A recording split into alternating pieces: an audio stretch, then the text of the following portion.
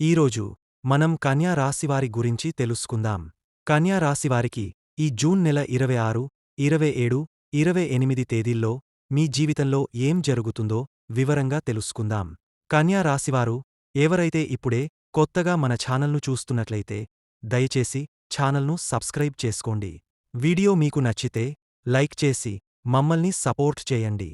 ఈరోజు కన్యా రాశివారి యొక్క పూర్తి వివరాల గురించి ఈ వీడియో ద్వారా తెలుసుకుందాం. ముందుగా జై శ్రీరామ్ అని కామెంట్ చేయండి. కన్యా రాశి అనేది రాశి చక్రంలో 6వ స్థానంలో ఉంటుంది. ఉత్తర 2-3-4 పాదాలు, హస్త 1-2-3-4 పాదాలు, చిత్త 1-2 పాదాల్లో జన్మించినవారు కన్యా రాశి వారికి చెందుతారు. ఏదైనా సరే చాలా చక్కగా బ్యాలెన్స్గా ఉంటారు. కష్టం వచ్చినప్పుడు ఎలా ఉంటారో సుఖం వచ్చినప్పుడు కూడా అలాగే ఉంటారు. అంటే అతిగా దేనికి కూడా రియాక్ట్ అవ్వరని చెప్పుకోవచ్చు. ఇక వీరి ఆలోచన విధానం ఎలా ఉంటుందంటే చాలా తెలివిగా ఉంటారు. ఎదుటివారు వీరిని అంచనా వేయడం కూడా చాలా కష్టం అన్నమాట. వీరి లోపల ఎప్పుడూ ఏదో ఒక ఆలోచనలే. ఆ ఆలోచనలు కూడా సరికొత్తగా ఉంటాయి. 10 మందిలో వీరిని గుర్తించదగన వ్యక్తులుగా ఉంటారు. వీరు చేసే పనిపట్ల ఎదుటివాళ్లు ఆకర్షితులవుతారు. అందులో భాగంగా వారిలో కూడా అదే పని చేయాలన్న ఉత్సాహం కలుగుతుంది. ఏదో ఒక స్పెషల్ క్రియేట్ను వీరు ఎప్పుడూ చేస్తూనే ఉంటారు. చాలా జాగ్రత్తగా ఉంటారు. ఎవరికీ హాని తలపెట్టరు. మంచి మనస్సుగలవారు. ఎవరి జీవితాల్లోనూ తొంగచూసే అవకాశం వీరికి రాదు. అలాంటిది చేయడం కూడా ఇష్టం ఉండదు. వ్యక్తిగత విషయాల గురించి మాట్లాడడం, లేదా సలహాలు ఇవ్వడం, లేదా సలహాలు తీసుకోవడం కూడా వీరికిష్టం ఉండదు. వ్యక్తిగత విషయాల గురించి మాట్లాడడం, లేదా సలహాలు ఇవ్వడం, లేదా సలహాలు తీసుకోవడం కూడా వీరికిష్టం ఉండదు. చాలా తెలివైనవారు, పెద్ద మేధావులు, కష్టజీవులు. జీవితాన్ని ఛాలెంజ్గా తీసుకుని నలుగురిలో స్థానం సంపాదించాలన్న తపన ఎక్కువగా ఉంటుంది. కుటుంబాన్ని అమితంగా ప్రేమించే వ్యక్తులు. ఎంత మాట్లాడినా, ఎంత చేసినా వారి ఆలోచనలన్నీ కూడా కుటుంబం చుట్టూ తిరుగుతుంటాయి. వీరి జీవితంలో ఉన్న ప్రతి సుఖం వారు కష్టపడి తెచ్చుకున్నది. ఇది వాళ్లు నిర్మించుకున్న సామ్రాజ్యమే అన్నమాట. కొంతమందికి స్థిరాస్తులు కూడా ఉంటాయి. తండ్రి తరఫున కావచ్చు, తల్లి తరఫున కావచ్చు. కాని ఆస్తులను అమ్మడం అస్సలు చేయరు. ఆస్తులను రెట్టింపు చేస్తారు. కొత్తగా ఆస్తులు కొనుగోలు చేయడం, బంగారం ఎక్కువగా కొనడం, ఇలాంటివన్నీ చేయడం ఎక్కువగా కనిపిస్తుంది. ఈ మధ్య ఒక ఇల్లు కట్టుకోవాలి, లేదా భూమిని కొనాలి అన్న ఆలోచనలతో గృహనిర్మాణ యోగం స్పష్టంగా కనిపిస్తోంది. దానికి సంబంధించిన పనుల్లో బిజీగా ఉంటారు. ఈ 3 రోజులు కూడా బిజీగా గడుస్తాయి. ఫ్యామిలీతో గడపాలని కోరుకుంటారు. కానీ ఎక్కువగా గడపలేరు. ఎప్పుడైనా కాసేపైనా ప్రశాంతంగా ఇంట్లో ఉండాలని అనుకుంటారు. కాని పని పట్ల ఉన్న శ్రమ వల్ల ఇంటికి వచ్చేసరికి అలసటగా ఉంటారు. ఫ్యామిలీకి సమయం ఇవ్వలేరు. కొంతమందికి వెనుక సపోర్ట్ ఉండదు. ఇప్పటికీ నిలదొక్కుకోవడానికి సమయం పడుతోంది. అంతా బాగున్నవాళ్లు మాత్రం సెటిల్ అవుతున్నారు. ఒకే రాశి అయినా జీతాలు, మనస్థితి, ప్రవర్తన, గ్రహస్థితి వేరుగా ఉంటుంది. కొంతమంది కోటేశ్వరులు, కొంతమంది అప్పుల్లో ఉంటారు. కొంతమందికి ఉద్యోగం ఉండదు. నక్షత్రం, గ్రహస్థితి, కర్మఫలాలు ఇవే ఆధారాలు. అయినా మీరు పట్టుదలతో ముందుకెళ్తే ఖచ్చితంగా నిలదొక్కుకుంటారు. విజయం తప్పదు. మీ ఆలోచన విధానం, మీ కృషి, మీ మంచి మనసు మీ జీవితాన్ని ఒక పోటీగా తీసుకుని పరిగెత్తే తత్వం మీకు ముందుకెళ్లే మార్గం చూపుతుంది. కన్యా రాశివారు ఎదుటి వ్యక్తి మనస్సు పరిస్థితిని చాలా త్వరగా గ్రహించే గుణం కలవారు. వారి మనస్సు స్వచ్ఛంగా ఉండే తత్వం కలిగి ఉంటుంది. ఎవరెన్ని మాటలు మాట్లాడినా నిజం ఏదో వారు తేల్చేస్తారు. వారు ఎక్కువగా జనం మధ్యకు వెళ్లరు. కాని అవసరమైతే ఒక్క మాటతోనే అందరి గౌరవం సంపాదిస్తారు. అతిగా దగ్గరయ్యే సంబంధాలను ఎక్కువ నమ్మరు. ఒకసారి దూరం కావలసిన వ్యక్తిని పూర్తిగా మనస్సులోంచి తొలగేస్తారు. వారు చేసే పనికి లోపల గాజమైన ఆలోచన ఉంటుంది. చిన్న విషయం అయినా దాన్ని శ్రద్ధగా చేయాలనే తపన వీరిది. వారు స్వతంత్రంగా జీవించే తత్వం కలవారు. ఎవరైనా చేయలేని విషయాన్ని వారు మౌనంగా చేస్తారు. తమ వ్యక్తిగత విషయాలను బయటపెట్టే అలవాటు వీరికి ఉండదు. ఎవరూ దొరకకపోయినా వారు తామే తమ్ముంటూ నిలబడతారు. బయటకు నవ్వుతూ కనిపించినా లోపలవారి హృదయంలో ఏవో మాటలు పోటులాంటి ఆలోచనలుగా నడుస్తుంటాయి. వారి నిశ్శబ్దం చాలా గొప్ప ఆయుధం. ఆ మౌనంలో ఓ తేటతెల్లమైన తెలివి ఉంటుంది. వారు మాట్లాడే మాటలు తక్కువగా ఉన్నా వాటి ప్రభావం ఎక్కువగా ఉంటుంది. వారు ఎవరికీ దురదృష్టం కలిగించరు, కాని వారిని బాధపెట్టినవారికి తిరిగే దగ్గరకి రారు. వారి గుణం, సహనం, బాధను మోయగల శక్తి, తట్టుకోగల స్థైర్యం. వారు చేసే ప్రతి పని తమ కుటుంబానికి మేలు కలగాలి అన్న ఆలోచనతోనే మొదలవుతుంది. వారు కోరికలకన్నా అవసరాలకే ప్రాధాన్యం ఇస్తారు. అందుకే వారు ఏ నిర్ణయమైనా తీసుకుంటే అది శాంతిని కలిగించేలా ఉంటుంది.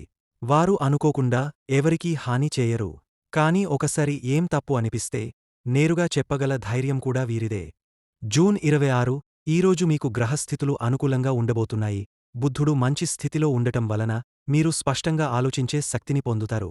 మీరు చెప్పే మాటలు ప్రాముఖ్యత పొందే అవకాశముంటుంది. మీరు చేసే ప్రతి పని లోపల నుంచి వచ్చిందిగా, గంభీరంగా అనిపిస్తుంది.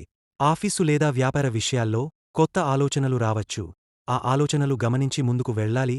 ఈరోజు చేసే చిన్న నిర్ణయాలు రేపటి విజయానికి కారణమవుతాయి. గురువు దృష్టి వల్ల కుటుంబానికి సంబంధించిన విషయాల్లో శుభవార్తలు వింటారు. ఇటువంటి శుభ సమయం కుటుంబంతో గడిపేందుకు మంచి రోజు. మీ మాటలు కుటుంబ సభ్యులకు ధైర్యాన్ని కలిగస్తాయి. ఒక్క శని ప్రభావం వల్ల మీరు ఆర్థికంగా జాగ్రత్తగా ఉండాలి. అనవసర ఖర్చులు చేయకుండా నియంత్రణ అవసరం. ఎవరికైనా అప్పు ఇవ్వాలంటే లేదా పెట్టుబడి పెట్టాలంటే రెండుసార్లు ఆలోచించండి. ప్రేమ విషయాల్లో మీరు చెప్పే ఒక మాటతో సంబంధం మారవచ్చు. కాబట్టి ఆత్మవిశ్వాసంతో, నిజాయితీతో మాట్లాడండి. ఇంతకంటే మంచి రోజు భావప్రదమైన సంభాషణలకు దొరకదు. ఆరోగ్యపరంగా శరీరానికి విశ్రాంతి అవసరం ఉంటుంది. చిన్నగా ఒత్తిడి అనిపించవచ్చు. సరైన నిద్ర తీసుకోవడం మంచిది.